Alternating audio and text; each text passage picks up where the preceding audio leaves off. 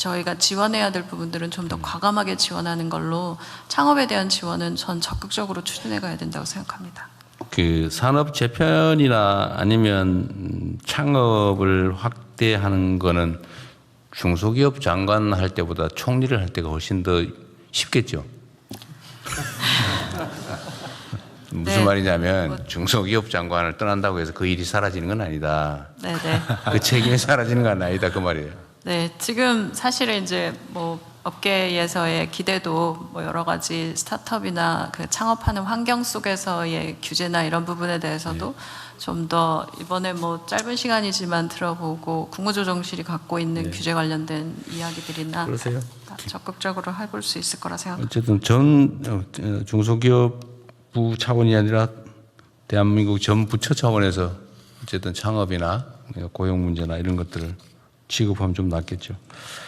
기대가 큽니다. 그 환율 얘기 잠깐 해야 되겠는데 지금 이게 우리나라의 수출도 사상 최대인데다 경상 흑자도 사상 최대고 이게 상상 이상이잖아요. 네. 그럼 원래 환율이 떨어져야 되거든요. 원래는 절상이라 해야 떨어져야 됩니다. 그러니까 절상하게 환율 예를 들면 강세가 돼야지. 우리 돈이 강세가 이제 환율은 떨어져야 되는데 이게 지금 원래는 해외 주식 투자가 워낙 우리가 또 많았잖아요. 연간 100조? 해외 주식 투자가 한 1,000억 불 넘었어요. 그러니까 100억 몇십조 연간. 근데 이게 지금 거의 국내 투자로 많이 돌아왔잖아요. 많이 돌아왔습니다.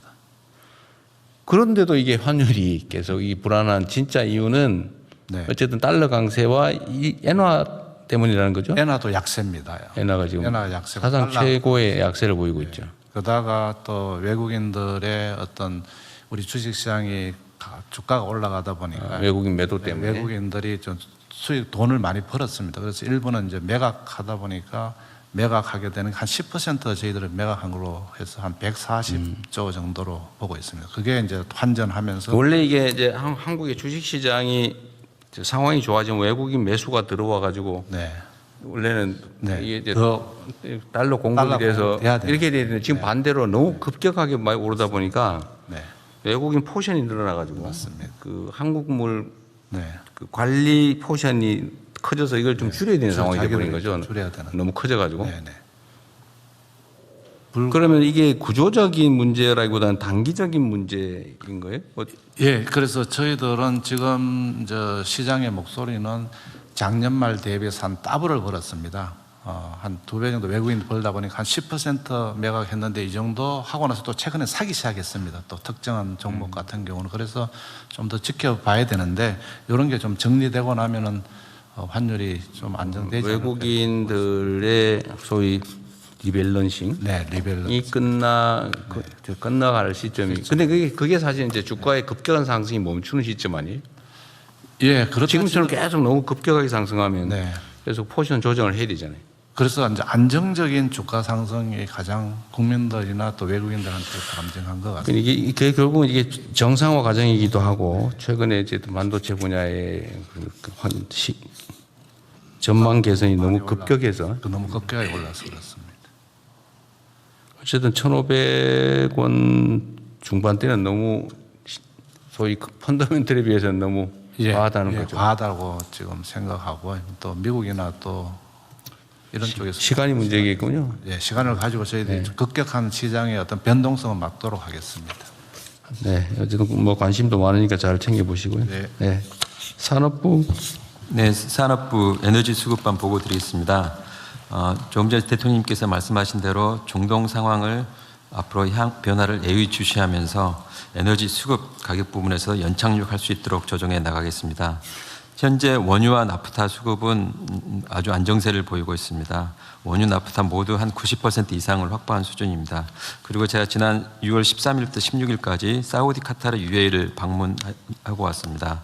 우리나라에 대한 안정적인 원유, LNG 공급 의지를 다시 한번 확인하였고 그 과정에서 원유 공동 비축 협력에 대해서 굉장히 큰 관심을 보여서 앞으로 단기 수급 차원을 넘어 중장기 자원안보 협력의 기반이 튼튼하게 될 수 있도록 하겠습니다.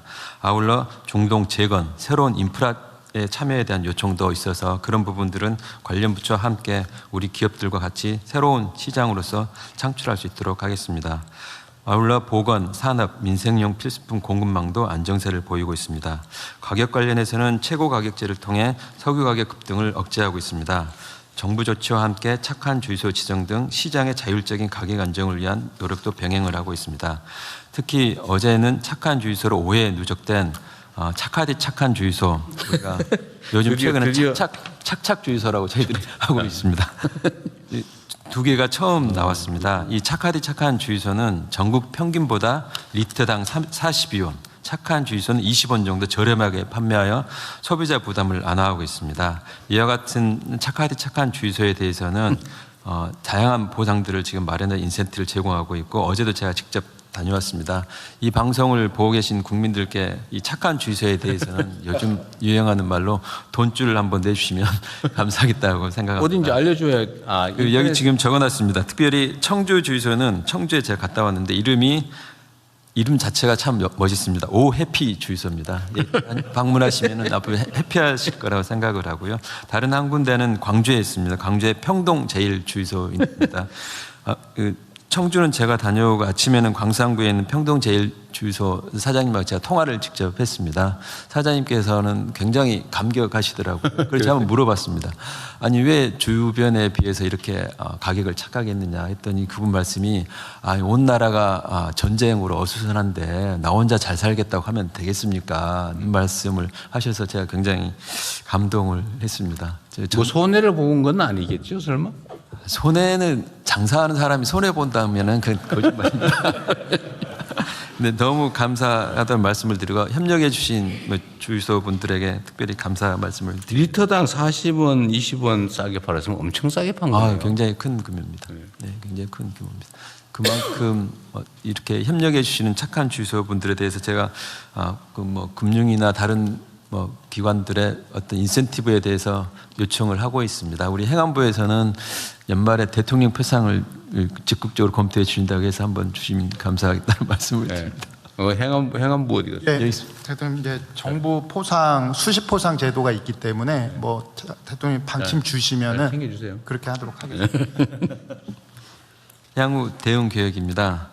기존의 수급 안정화 조치는 당분간 유지를 할 예정입니다. 조금 전에 그 부총리께서 지금 현재 유가가 원래는 100불이 넘었다 70불대로 떨어졌다고 해서 많이 떨어진 거 아니냐 그런 말씀을 하셨는데, 지금 최근에 유가에 대해서 조금 말씀을 드리면, 지금은 원래는 유가에다 플러스 항상 리스크 프리미엄이라 해가지고 위험 가중치가 붙게 되어 있습니다. 근데 지금 과거에는 평상시에는 리스크 프리미엄이라는 게 0.5불 정도 됐었는데 지금 그게 아직도 20불이 넘어가고 있습니다. 그래요? 그러니까 75불이라고 하면 실제로 우리가 도입하는 가격은 얼마가 되냐면 95불 정도 되는 굉장히 높은 가격입니다.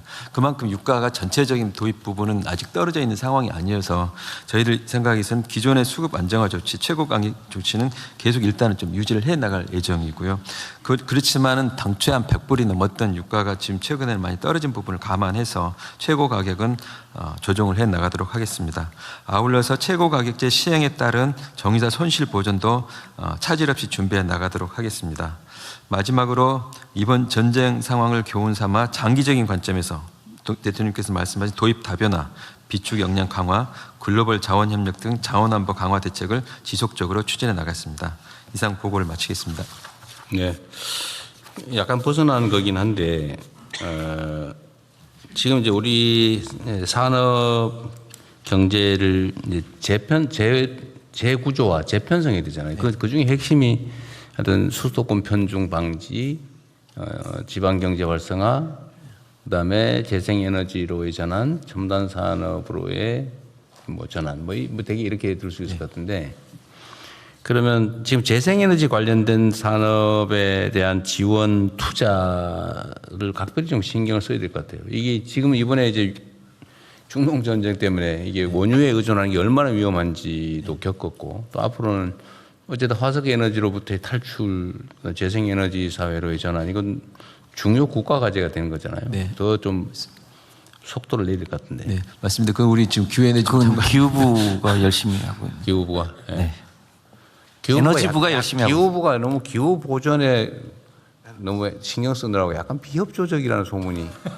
전혀 그렇지 않습니다. 전혀 아니에요? 지금 태양광 관련해서도 저 상당한 투자를 하고 있고요. 특히 국내 산업 관련해서 가격은 낮추되 국산을 쓰면서 국내 지금 굉장히 축소된 태양광 산업도 키우고요.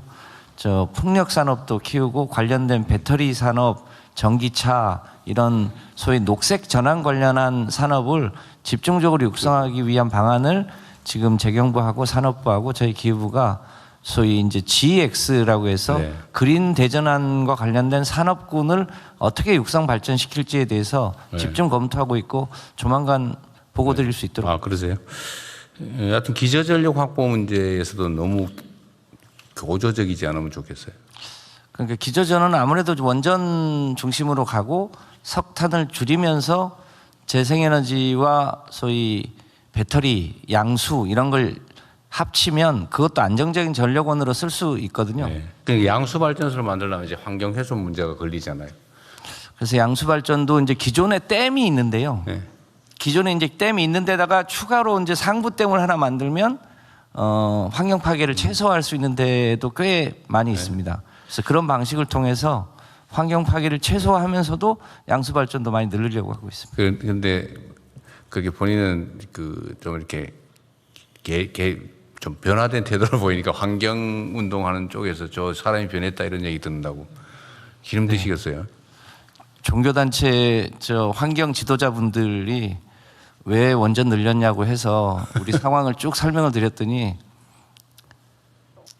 뭐 상황은 알겠는데 그래도 동의는 못하겠다 이런 얘기를 하시고 어쨌든 힘들겠지만 하여튼 우리 잘 조정해 주십시오. 예, 여건들을 충분히 이해는 하시는 하여튼 상황입니다. 이게 이제 서남 해안 중심으로 일단 재생에너지를 어떻게 우리가 활용을 할 거냐는 여러 가지 복합적 의미가 있잖아요, 그죠? 네. 잘 좀 고려해 주시기 바랍니다. 네, 그다음 다른 의견 없으면 다른 거 진도 나가시죠. 네, 금융위원장입니다. 금융안전망 내용 보고드리겠습니다. 먼저 국내 금융시장 동향입니다. 주식시장의 경우 코스피는 종전 협상 관련 불확실성에도 불구하고 글로벌 AI 반도체 사이클 지속 기대감, 6월 수출 호조 등으로 상승하는 흐름이며 어제도 9,114포인트로 마감을 해서 종가 기준으로는 역대 최고치를 경신했습니다. 두 번째 작은 글씨 보시면 주요국 증시 상승률을 비교해 보면 중동 전쟁 이후를 끊거나 아니면 금년 전체로 보거나 어느 기간을 보더라도 우리나라가 압도적인 상승률을 지금 보이고 있습니다. 그 맨 밑에 월간 상승률 흐름을 보시면 3월에 중동 전쟁이 발발하면서 마이너스 19% 했다가 4월에 급반등한 걸 빼고 나면 매월 한 20%대의 상승률이 꾸준히 지속적으로 보여지고 있는 흐름입니다. 채권 시장은 종전 기대감으로 다소 하락하던 금리가 미 FOMC 이후 글로벌 기준금리 인상 경계감이 작용하면서 재차 상승하는 모습입니다. 금융부문 대응 현황입니다. 민생 실물 경제 지원을 위해 정책금융 지원 프로그램 11.2조 원이 집행되었으며 은행권 중심으로 피해기업 등 대상 37.2조 원 지원과 업권별 특성을 감안한 상생금융 노력이 계속 진행 중입니다. 당구장 글씨를 보시면 석유화학업계 나프타 수입을 지원하기 위해서 여천 NCC에 이어 롯데케미칼에 대해서도 금융권에서 수입 신용장 한도를 상향 조정해 줬습니다. 그리고 대통령님께서 모두 발언에서 말씀해 주신 바대로 청년 자산 형성 지원을 위한 청년 미래적금이 어제 출시가 되었습니다.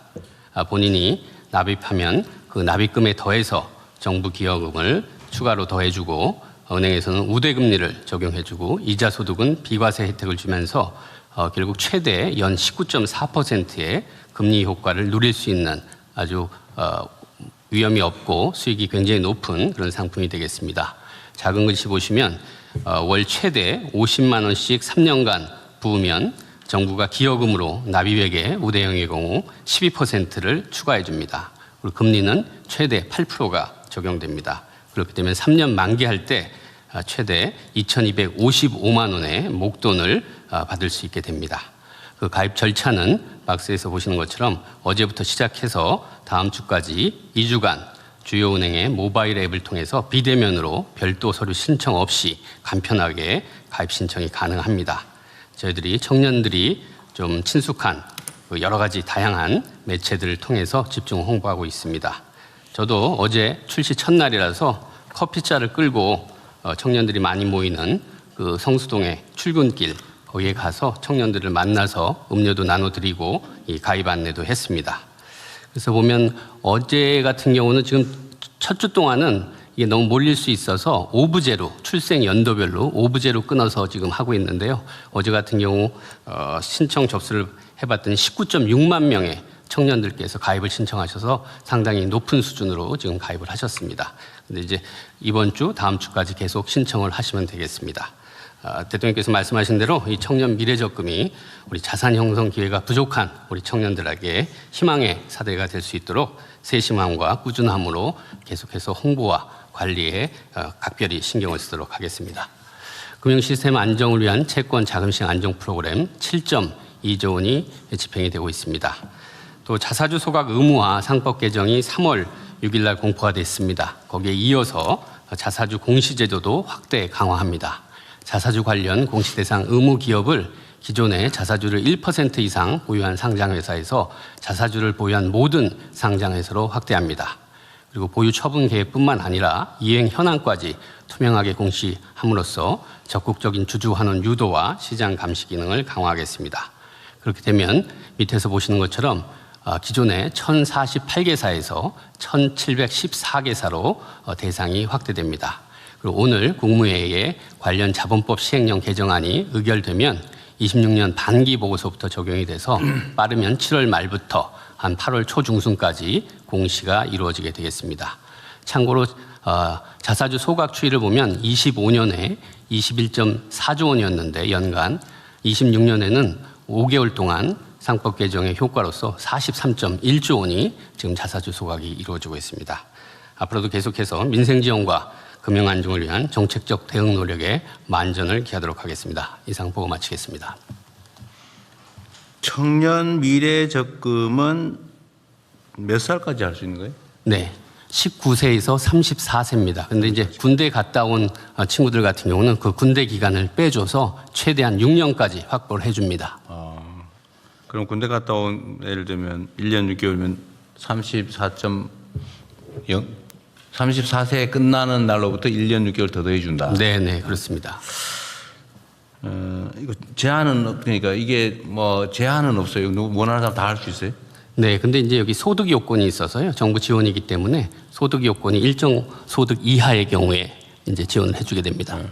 뭐 대충 기준은 어떤 거예요? 예, 대충 기준은 아주 7,500만 원까지 월 소득이 7,500만 원에서 6천만 원까지는 연소득이겠지. 연소득. 예, 연소득 7,500만 원에서 6천만 원까지는 기여금 없이 이자 소득 비과세 혜택을 받고요. 6천만 원 이하부터는 이제 기여금이 들어가는데 6천만 원까지는 6%고 3,600만 원 아래의 경우에는 12%가 적용이 되겠습니다.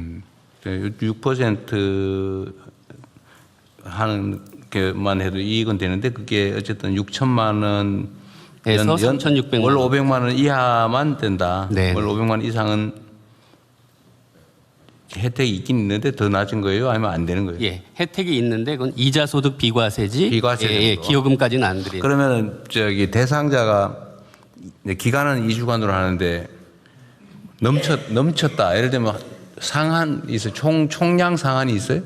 네, 저희들이 예산을 받아온 게 있어서요. 만약에 넘치면 소득이 이제 낮은 순서대로. 그거 빨리 해야 되겠네. 빨리 하는 게 아니라 일단 여기다 신청을 하시면 가입 신청을 하고 2단계는 편하게 하기 위해서 저희들이 적격 심사를 합니다. 내 말은 네. 저기 선착순으로 잘리는 거 아니에요, 쉽게 말하면. 아닙니다. 이제 가입 신청은 2주 동안 일괄적으로 받고요. 받으면. 네, 그다음에 3주 근데 동안. 막 넘쳤다 예산을. 네. 그럼 이제 받은 분 중에 저희들이 이제 심사해서 소득을 다 어떻게 순서를 매기기 때문에. 그러다가 신청했는데 잘릴 수도 있어요. 제 말은 한도가 있냐 이 말이에요. 예를 들면 금액 한도가 아니고 네. 몇 명까지 그렇지 아니면 않습니다. 총액으로 2주 동안 들어오는 사람 다 해줘요. 네, 다 받습니다. 대상만 되면? 예, 다 받고 대신 3주 동안 심사를 합니다. 이걸 이제 올해 일반회계에 저희가 7,450억 정도를 반영을 했습니다. 네. 그래서 320만 명을 대상으로 저희가 그쯤으로 사업이고요. 예상을 한 건데 내 말은 분명히 이게 예산에 한계가 있을 것 같아서 한 얘기예요. 네. 이게 1인당 어쨌든 한 450만 원 정도의 혜택을 주는 거 아닙니까? 네. 대충. 네. 450만 원 정도 물론 몇 년에 분산돼 있긴 하지만 그러면 분명히 예산이 들어갈 거고 그 예산에 총액이 분명히 있을 텐데 네. 넘치면 못 해주는 거 아니냐 그 말이에요. 넘치면 어떡할 거예요? 넘치면은 그 내에서 넘친 거 내에서 저희들이 순서를 해서 그러니까 이게 낮은 분들 위주로. 근데 넘치면 우리 저기 예산처랑 저희들이 방법을 강구하도록 내가 하겠습니다. 그냥 이게 수리적인 관심 때문에 그런데 네, 네. 어쨌든 우리는 언제나 최악의 상황, 그러니까 어제 극단적 상황을 대비해야 된단 말이에요. 그 사고 나면 안 되니까. 제가 얘기하는 거는 신청이 예를 들면 1,000만 명이 들어왔다. 19세부터 35세까지가 인구가 한 7, 800만 명 될 것 같은데 하여튼 다 들어왔다 그러면 누군가를 배제해야 될 거 아니냐. 배제할 거냐 안 할 거냐. 첫째. 두 번째, 배제한다면 어떤 기준으로 할 거냐. 똑같은 조건이면 선착순으로 하느냐 나이 순으로 하느냐. 근데 그거 물어본 거예요. 예. 말씀하신 대로 전체 모수가 19세에서 34세가 한 1,000만 명 됩니다. 그래서 소득이 있는 친구들이 720만 명 됩니다. 그리고 여기서 저희들이 소득을 잘랐기 때문에 그 자른 대상들이 한 550만 명 됩니다.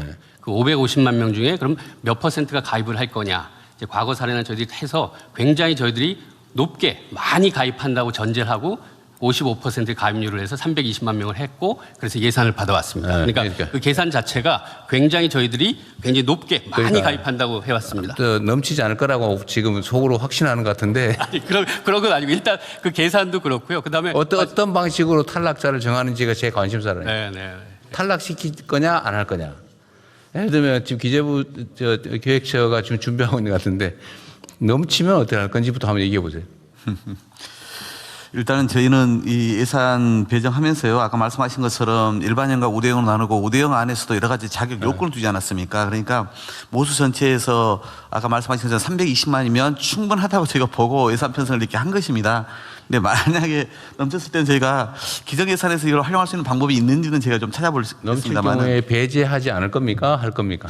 그러니까 당연히 저희가 대상이 된다면 이 예산 가지고 부족할 경우에는 당연히 새로운 대책을 마련해야 될 것 같고요. 배제하지 않는다 그 말이죠. 예, 그런데 됐습니다 그러면. 예, 말씀하신 뭐 우대형도 조건이 아까 말씀드린 6천만 원 그 일반형 이하 6천만 원 이하뿐만 아니라 우대형에도 신규 취업하면서 일반형 소득 요건을 해야 되고 연소득 3,600만 원 이하이면서 중소기업 재직자여야 되고 또는 연매출 1억 원 이하의 소상공인이 되고 이런 요건들이 다 있거든요. 제가 알고 싶은 거는 이거 다 기억도 못할 텐데 제가 알고 싶은 거는 하여튼 그런 조건을 갖춘 사람이 초과될 경우에 어떻게 할 거냐. 초과될 경우에도 다 받아준다. 추가 예산을 투입하더라도. 답입니까? 네, 그렇게 해보겠습니다. 그렇게 해요 그냥. 내가 예산이 그렇게 많이 들 것 같지도 않으니까요.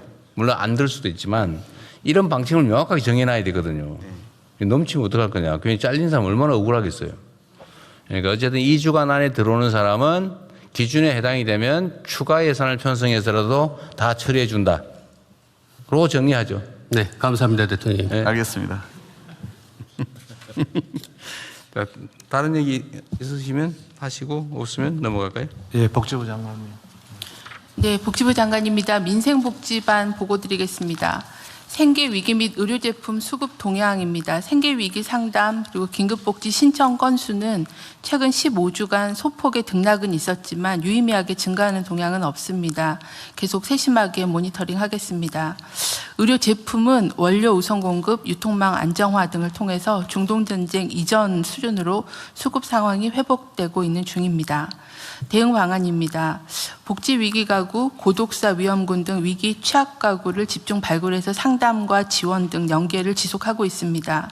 복지위기가구의 경우에는 24만여 명에 대한 조사가 완료가 돼서 13만 4천 명에 대한 긴급복지, 민간 지원 연계 등의 지원들을 연계하였습니다.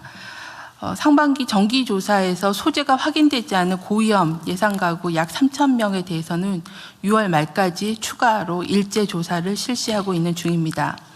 지난 6월 3일에 발표한 여름철 취약계층 보호 대책에 대해서도 시도별 실행 계획 및 추진 현황을 점검하는 등 보호 대책이 현장에서 잘 작동할 수 있도록 모니터링을 하겠습니다.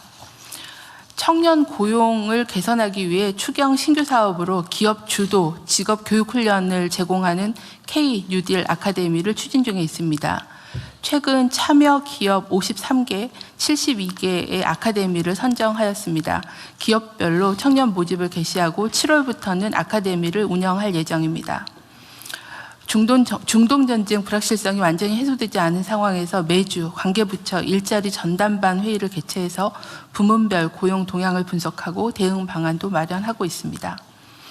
취약계층 학생들의 교육 격차를 해소하기 위해서 저소득층 가구의 초, 중, 고 학생에게 PC, 인터넷 통신비 등을 지원하는 것을 확대하고 있습니다. 또한 통학에 대한 취약 지역 학생, 또 원거리 통학 학생에 대해서는 교통비 지원 등 통학 지원 사업도 확대 추진 중에 있습니다.